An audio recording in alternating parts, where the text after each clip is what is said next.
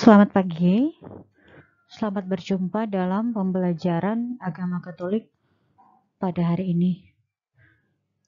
Hari ini kita masuk pada bab 2 dengan tema Aku diciptakan sebagai perempuan atau laki-laki.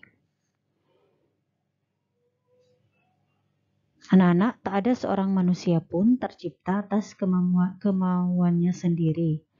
Jika kalian adalah perempuan atau laki-laki, itu semua bukan kemauan sendiri.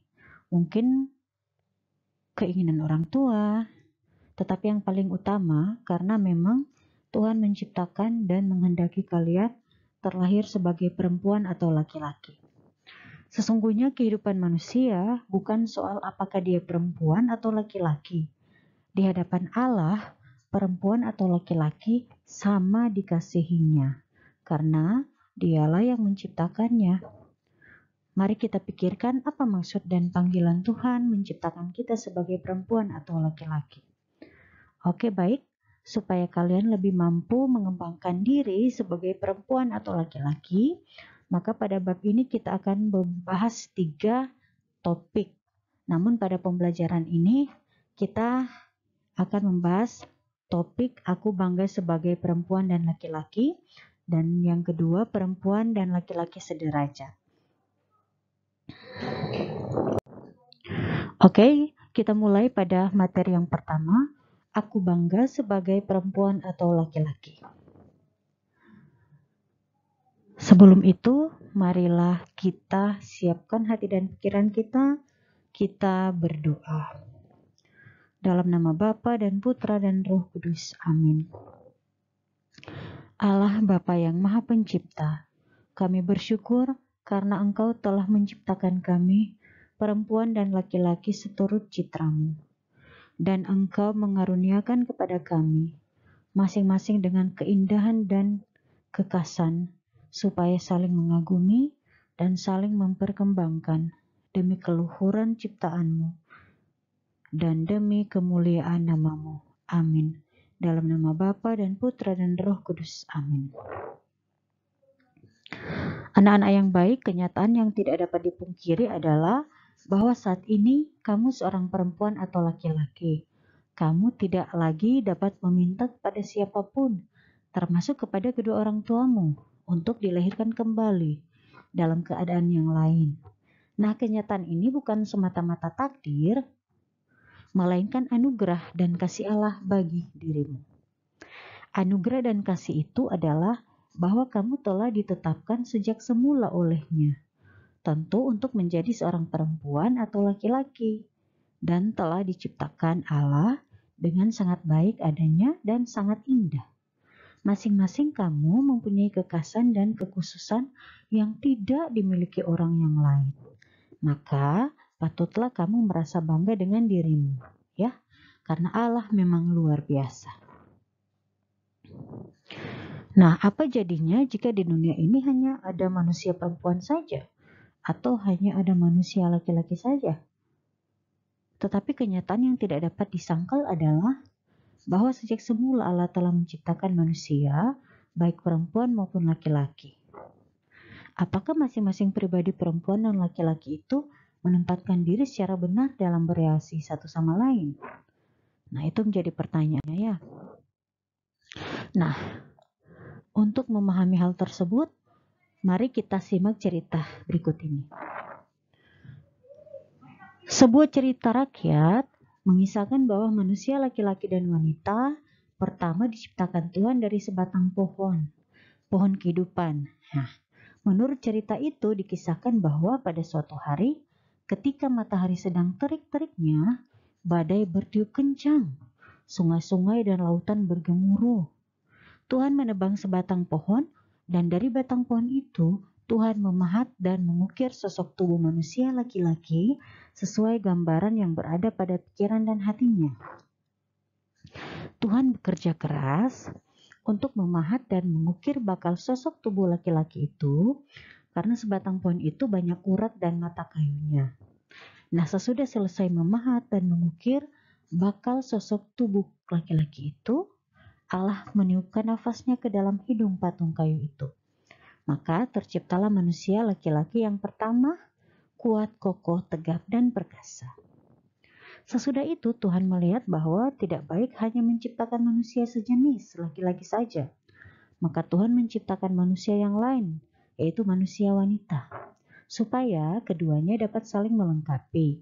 Ketika hendak menciptakan manusia wanita, Tuhan tidak menciptakan wanita dari batang pohon, tetapi dari daun-daun dan bunga-bunga pohon yang dipakai saat menciptakan laki-laki. Tuhan merangkai daun-daun dan bunga-bunga itu menjadi sebuah janur yang menyerupai sosok wanita, sesuai dengan gambaran yang berada dalam pikiran dan hatinya. Lalu Tuhan meniupkan nafas kehidupan ke dalam hidungnya. Maka terciptalah wanita yang pertama yang cantik, lemah lembut perilakunya dan halus bahasanya.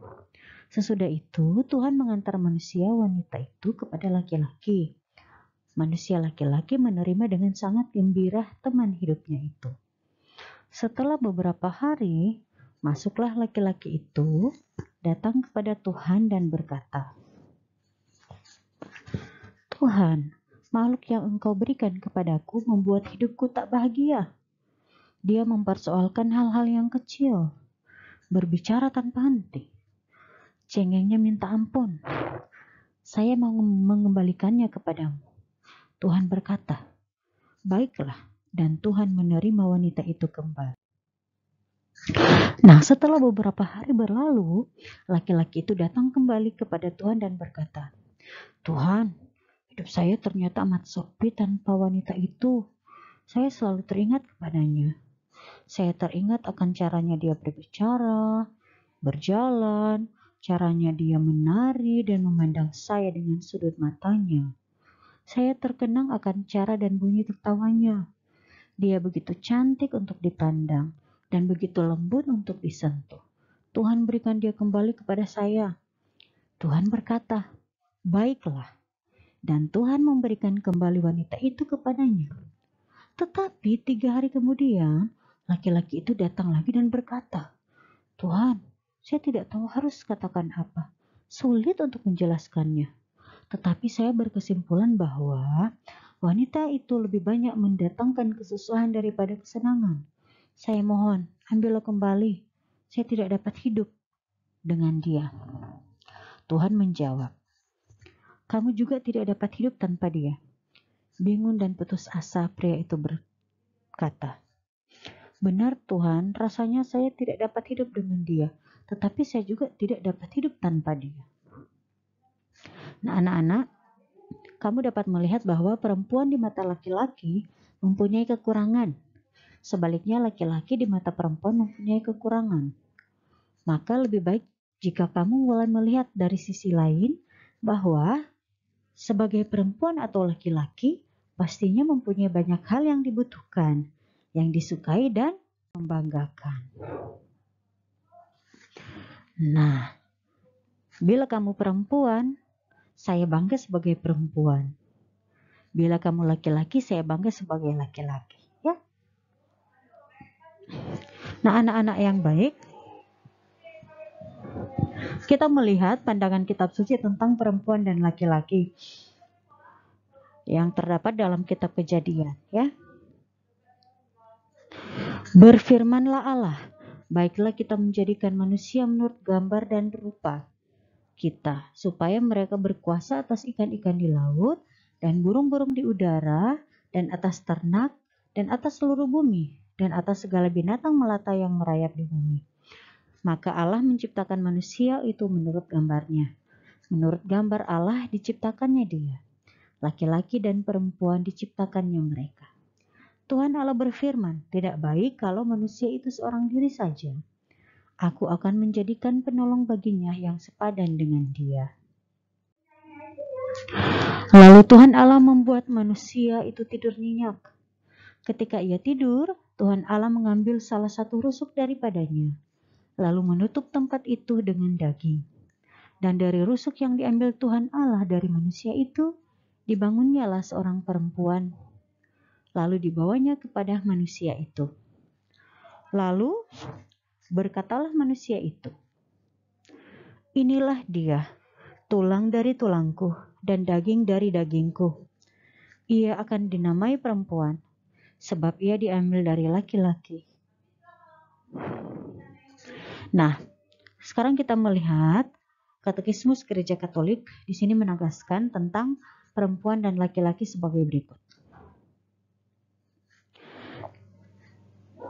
Pada Katekismus Gereja Katolik nomor 2333 dikatakan bahwa tiap manusia, apakah ia pria atau wanita, harus mengakui dan menerima seksualitasnya.